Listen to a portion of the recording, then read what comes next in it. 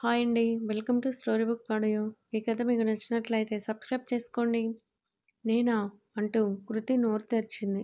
రిషి నచ్చిన్ నచ్చిందన్నావుగా మరి ఇంకేంటి?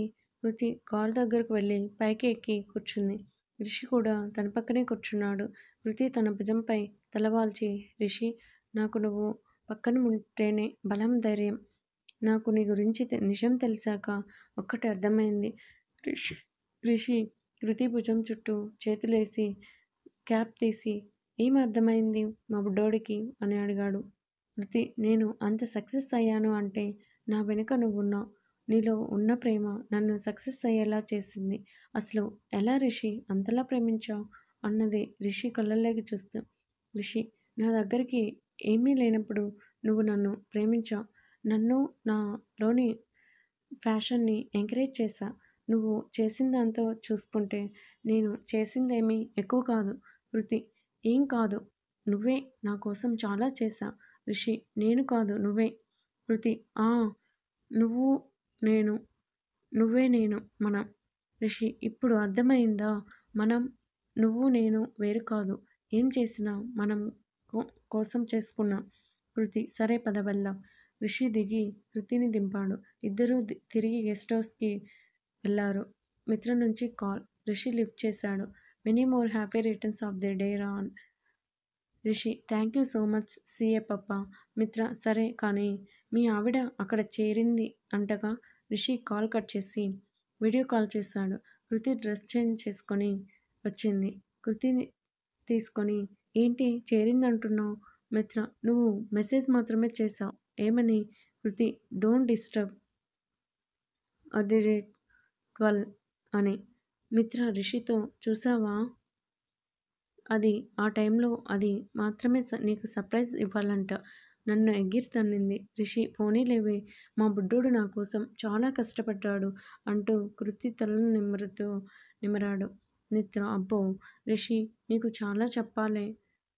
ఈ మధ్య దీనికి మైండ్ ఎదిగింది. మిత్ర నేనే చెప్పా మోకాళ్ళకి ఆయిల్ బాగా రాయమని. కృతి ఆహా మీ ఇద్దరు మాత్రమే తెలివి అయిన వాళ్ళు అంటూ మూతి తిప్పింది. రిషి సరే కానీ నేను ఏదో చెప్పా ఏం చేశా? మిత్ర రేయ్ నువ్వేంటే మీ ఆవిడ అదే నీ చిన్ను పక్కనుంటే ఏం పట్టించుకో. నేను అలా కాదు అందుకే నీకు మెయిల్ చేశా చూసుకో. రిషి ఓకే చూస్తా. మిత్ర నాకు చాలా హ్యాపీగా ఉందిరా మీ ఇద్దరిని ఇలా చూస్తుంటే. ఫైనల్లీ రిషి వాట్ అబౌట్ అభి? కృతి వాడు అవసరమా ఇప్పుడు? రిషి అవసరమే ఎందుకంటే వాడు మన ఫ్రెండ్. ఏమంటావే మిత్రగా?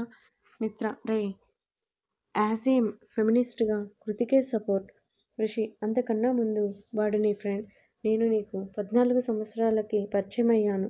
కానీ అభి మీ ఇద్దరితో ఊహ తెలిసినప్పటి నుంచి ఉన్నాడు అంటూ కృతిని మిత్రని మార్చి మార్చి చూస్తాడు. చెప్పబ్బా గోళ్ళు కొరుకుతోంది. రిషి చేతి మీద ఒక్కటేసి చూడు మిత్ర ఎవరికైనా మనం మారటానికి ఒక ఛాన్స్ ఇవ్వాలి. శత్రువుకి సైతం. అలాంటిది మన బెస్ట్ ఫ్రెండ్కి ఇవ్వలేమా? నిజమే వాడు తప్పు చేశాడు. వార్నింగ్ ఇచ్చాం 2 పీక. నువ్వు వెళ్ళి వాడికి బ్రెయిన్ వాష్ చేసి వచ్చాక నీకు వాడు కాల్ చేశాడా? మిత్ర లేదురా చెయ్యలేదు. కృతి చెప్పా పెట్టకుండా చెక్కేసి ఉంటాడు రాస్కెల్. రిషి ఏంటి ఇందాక నుండి చూస్తున్నా. ఇందులో వాడి తప్పు ఎంతుందో అంతకన్నా నీ బాబు. కృతి నా బాబు కాదు మా అక్క వాళ్ళ డాడీ. రిషి తల కొట్టుకుంటూ దేవుడా ఈ తింగరదాన్ని మైండ్ ఎలా సెట్ చేశా? కృతి ఆహా నేనంతే. అది నీకు తెలుసు. మిత్ర సరేరా వాడికి కాల్ చేయనా? రిషి ఇప్పుడు కాదు నేను చెప్తా. సరే కానీ మీ ఆయనకి ఒక చెల్లి ఉంది కదా? మిత్ర ఆ రా శిశిరా. రిషి పెళ్ళయిందా? కృతి కొంపదీసి అభిగడికి అంటగడదామనా అన్నది వెటకారంగా. రిషి చిన్ను ప్లీజ్ బుడ్డి కాసేపు గమ్మునుండు. మిత్ర అవునరా అభిగడికి పెళ్లి చేసి శుభం కార్డు వేద్దామనా? రిషి అలాగే అనుకో. కాకపోతే వాడి మనసులో ఏముందో తెలియాలి కాబట్టి ఆగు అనగానే మిత్ర సరేరా మరి ఉంటా బాయ్. కృతి వాడిని తొందరగా తీసుకురా అన్నట్లు నిన్ను ఎందుకు ఏడిపించాడో అడగవే అని కాల్ కట్ చేసింది. Episode number 1 and 9. కృతి కదా మర్చిపోయా. ఎందుకు నన్ను ఏడిపించావు అని మూతి ముడిచింది. రిషి తన్ని లాక్కొని ఒళ్ళో కూర్చోబెట్టుకొని లిప్స్ అందుకున్నాడు. కృతి తనను తోసి ఇదిగో ఇలా మాయ చేస్తావు. ఏదైనా అడిగితే రొమాంటిక్గా ఆన్సర్ ఇస్తావు. రిషి కృతి బుగ్గలు గట్టిగా పట్టుకొని నీకేం తెలుసు? నిన్ను ఏడిపించి కోపం తెప్పించినప్పుడు ఎంత ముద్దొస్తావో. కృతి ఆహా చెప్పు. ఎందుకు అలా ఏడిపించావు? రిషి ఎందుకంటే అది కూడా ప్రేమలో ఒక భాగం కాబట్టి.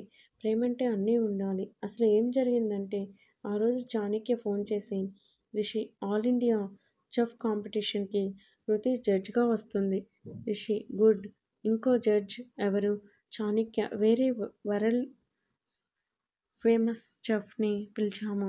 బట్ వాళ్ళు హోల్డ్లో పెట్టారు. రిషి ఏరా చెఫ్ కాంపిటీషన్ సినిమా స్టార్స్ జడ్జిగా రాకూడదా? చాణక్య రాకూడదా అంటే రావో ఏంట్రా? కొంపతీసి నువ్వు గాని వస్తావా? రిషి ఏ కొంపలు తీయకుండా నేను వస్తా. చాణక్య బట్ ఎలారా? కృతికి తెలిస్తే తను రాదు. రిషి అయితే చెప్పకు. చాణక్య అమ్మో నిన్ను సడన్గా చూస్తే నన్ను వాయదీస్తుంది. రిషి అబ్బా నేను తనని దగ్గరగా చూసి చాలా రోజులైంది. నేను వస్తా బట్ టైట్ షెడ్యూల్. అసలైతే కుదరదు. నువ్వు ఏం చేస్తావో నాకు తెలియదు అంటూ ఫోన్ పెట్టేశాడు. అలా మనోడు రావటం, కృతితో కావాలని గొడవపడటం చేస్తుంటే చాణక్య పక్కకి తీసుకెళ్ళి రే మైండ్ దొబ్బిందారా? తనని చూసి చాలా రోజులైంది అంటే కదా నిన్ను రమ్మన్నాను అంటుంటే రిషి అదేమీ వినిపించుకోకుండా దూరంగా కోపంతో గోళ్లు కొరుకుతూ విశ్వతో మాట్లాడుతున్న చెఫ్ పాపని చిలిపిగా చూస్తున్నాడు. చాణక్య నిన్నేరా? తన్ని ఏంట్రా ఈక్వల్ స్టేటస్ కాదంటూ బ్లేమ్ చేస్తున్నావు అని అడిగాడు కంగారుగా. రిషి ఎహే ఏంట్రా నీ బాధ? నా డార్లింగ్ కోపంలో ఎంత బాగుందో కాసేపు చూసుకొని అనగానే ఇక్కడ రిషి కావాలని కృష్ణకి సైగ చేస్తాడు తనని తోయమని. తను కింద పడితే కృతి రియాక్షన్ చూద్దామని. అయితే కృష్ణ చిన్నగా తోస్తుంటే మన విశ్వాసం గట్టిగా తోస్తాడు రిషిని. రిషికి వేరే పని ఉండటంతో తను వెంటనే వెళ్తూ చాణక్యకి బంచ్ ఆఫ్ చాక్లెట్స్ ఇచ్చి కృతికి ఇమ్మంటాడు. ప్రస్తుతం రిషి చెప్పటం ఆపగానే కృతి ఏంటేంటి నన్ను కోపంగా చూడాలని వచ్చావా? రిషి కాదు చూడటానికి వచ్చా. ముద్దు రాలేదు నువ్వు. అందుకే కోపం తెప్పించా. చాక్లెట్స్ ఇచ్చా అంటూ పల్లి కిలించాడు. కృతి మరి ఫైల్ ఎలా తీసావు? రిషి గెస్ కొట్టు. కృతి కృష్ణ తీశాడా? రిషి అవును. అయితే అసలు విషయం ఏంటంటే మేము తీసింది నిన్ను బాధ పెట్టాలని కాదు. అది వేరే వాళ్ళ చేతిలో పడకుండా జాగ్రత్త చేశాం. కృతి మరి తిరిగి ఇచ్చావుగా? రిషి అప్పటికే నువ్వు ట్యాక్స్ ఫైల్ చేయించావుగా. కృతి ఓహో మరి మిత్ర వాళ్ళ ఇంట్లో అంత గొడవ చేసి ముద్దు ఎందుకు పెట్టావు? రిషి ఇది నువ్వు చెప్పాలి. కృతి నేనా? రిషి నువ్వే మిత్రగాడు వాళ్ళ బెడ్రూమ్లోకి మన ఇద్దరిని మాట్లాడుకోమని పంపింది.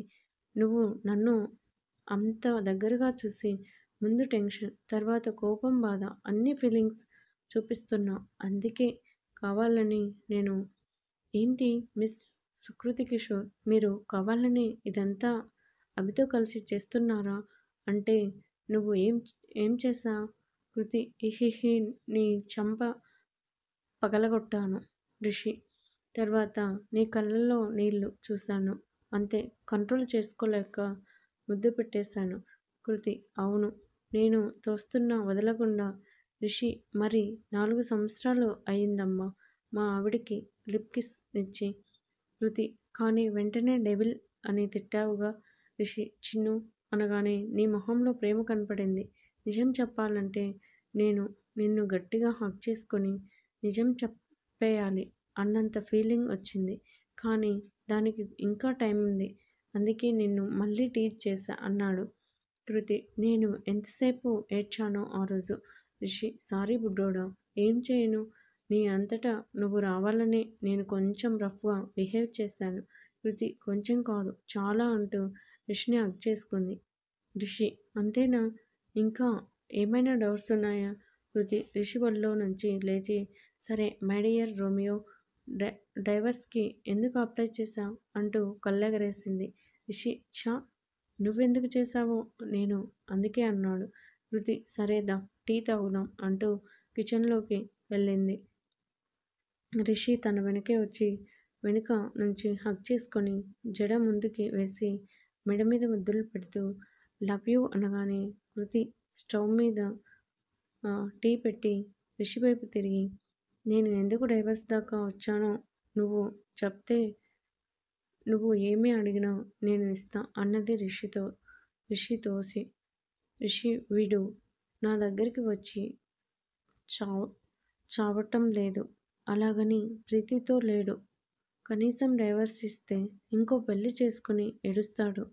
పిచ్చి సన్యాసి అనేగా కృతి హవ్వ మొగుడిని ఎవరైనా అలా తిట్టుకుంటారా అంటూ జడ్ని వెనక్కి తోసింది. రిషి అది కాదు బుడ్డోడా, నువ్వైతే అలా అనుకునే కదా మీ డాడీ అడగ్గానే ముందుకు వచ్చావు. కృతి ఆహా దొరికావు పో. నేను మా డాడీ సారీ మా అక్క వాళ్ళ డాడీ అడిగాడని కాదు. నువ్వు అనుకున్నట్లు నువ్వు రెండో పెళ్లి చేసుకుంటావని కాదు అంటూ టీ ఇచ్చింది. రిషి ఏమన్నావు? నేను అనుకున్నట్లు కూడా కాదా? కృతి తన ఎదురు కూర్చొని టీ ఆస్వాదిస్తూ కాదనే కదా చెప్తుంటా. రిషి సరే చెప్పు. అందుకు అప్లై చేశావు. కృతి సరే ముందు టీ తాగు చల్లారిపోతుంది అనగానే రిషి ఫాస్ట్గా తాగేసి కృతిని పైకి లేపి బెడ్రూమ్లోకి తీసుకెళ్ళి రెండు చేతులు లాక్ చేశాడు. ఇప్పుడు చెప్పు నువ్వు ఏదో చేశావు నాకు తెలియకుండా అన్నాడు. కృతి నేనేం చేయాలా అంటూ కళ్ళు ఎగరేసింది. రిషి నాకు నిజంగా డౌట్ రాలేదు అప్పుడు, కానీ ఇప్పుడు వస్తుంది. నువ్వు ఏదో చేశా ఏంటిది చెప్పవా? చెప్పవా? కృతి చెప్పను పో. రిషి మర్యాదగా చెప్పు. కృతి తల అడ్డంగా ఊపింది. రిషి చేతులతో నడుము మీద చెక్కిలిగింత స్టార్ట్ చేశాడు. కృతి నవ్వుతుంటే రిషి చెప్పేసేయ్. కృతి ఆహా. రిషి కృతి మెడ దగ్గర ఒళ్ళంతా చెక్కలిగింతలు పెడుతుంటే కృతి రిషి ప్లీజ్ వదిలేయ్ అంటూ నవ్వుతుంది. రిషి వదలకపోతే అంటే కృతి రిషి అంటూ స్వీట్గా పిలిచింది. రిషి కృతి తనని లాక్కొని హగ్ చేసుకుంది. మనోడు అసలు విషయం మర్చిపోయి ట్రాప్లో పడిపోయాడు. అలా 2 రోజులు ఇద్దరు ప్రపంచాన్ని మర్చిపోయి ఒకరినొకరు ఏకమయ్యారు. 4 రోజుల తర్వాత హైదరాబాద్ రిటర్న్ అయ్యారు. Same flat. ఒకరోజు సుప్రజ, రిషి, కృతి, మిత్ర కూర్చుని ఉన్నారు. సుప్రజ చూడే మిత్ర, ఈ దుర్మార్గులు ఇద్దరూ కలిసి నన్ను ఇక్కడ వినయ్కి వదిలేసి కాశ్మీర్లో ఎంజాయ్ చేసి వచ్చారు. మిత్ర మనకి తెలుసుగా అక్క వీళ్ళ సంగతి. కృతి రిషి చూసి నవ్వింది. రిషి అమ్మ తల్లులారా సరే ఏదో చిన్నపిల్లలం ఈసారికి వదిలేయండి. సుప్రజ ఏమంటున్నాడు కోబ్రా అని అడిగాడు. సుప్రజ రిషి ఎప్పుడొస్తాడు? ప్రీతికి ఈ ఎయిర్పోర్ట్లో కనపడింది అంట. ఎక్కడికి వెళ్ళింది అంటూ రోజుకి 100 సార్లు అడుగుతున్నాడు. పాపం రిషి నాకు జాలి వేస్తుంది అనగానే సుకృషులు ఇద్దరు ఒక్కసారి అబ్బో అన్నారు. కృతి అక్క వినయ్కి ఆ డోస్ చాలదు ఇంకా ఇవ్వాలి. సుప్రజ ఇంకానా తండ్రు రియలైజ్ అయ్యాడుగా ప్రీతిలో కూడా మార్పు తెచ్చాడు. ఇంకేం కావాలి? రిషి రియలైజ్ అయ్యాడు. ప్రేమ విలువ తెలిసింది. అంతా ఓకే ఒప్పుకుంటాం. కానీ పెళ్లి విలువ కూడా తెలియాలి. సుప్రజ మిత్ర నువ్వేమైనా చెప్పవే. వినయ్ మారడు నాకు తెలుస్తుంది ఆ బాధ అనగానే మిత్ర అక్క సరే మారడు. ముందు తనని రానివ్వు. కృతికి ఏదో చెప్తా అంటున్నాడుగా చూద్దామనగానే సుప్రజ సరే మీ ఇష్టం. ప్లాన్ చెప్పండి. కృతి చెప్పాగా. రిషి సరే మరి సుప్రజ నేను కోబ్రాకి కాల్ చేస్తా. పాపం నాకు చాలాసార్లు చేశాడు అంటూ ఫోన్ తీసుకొని బాల్కనీలోకి వెళ్ళాడు. మిత్ర సుప్రజ కృతికి అటు ఇటు చేరి మిత్ర అబ్బో చాలా ఫాస్ట్గా ఉన్నారు. గుడ్ న్యూస్ చెప్పేస్తావులే తొందరలో. సుప్రజ మరే అందుకే నేను వెళ్ళిపోతున్నా ఇంటికి. మీ మధ్యలో నేనెందుకు? కృతి సిగ్గుపడింది.